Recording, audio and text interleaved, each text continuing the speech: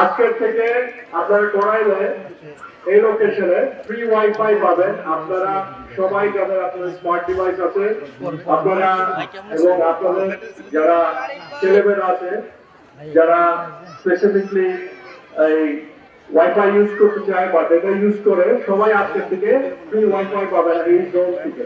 তো সবাই আমরা কি চেষ্টা করি চেতনা বাংলাদেশ একটা অরাজনৈতিক সংগঠন।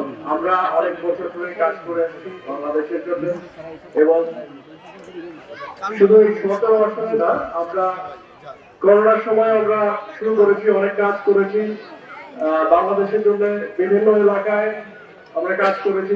যখন এই ফ্যাসিস্ট গভর্নমেন্ট ছিল তখন আমরা কাজ করেছি। আমরা কাউকে ভয় পাই না, আমরা মানুষের জন্য কাজ করতে চাই। সবসময় প্রতি বছর আমরা নতুন নতুন প্রোগ্রাম করি, নতুন আয়োজন করি পাবলিকের জন্য, পাবলিক হেল্পের জন্য।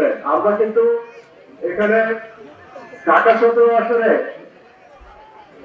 আমরা কাজ করে যাচ্ছি।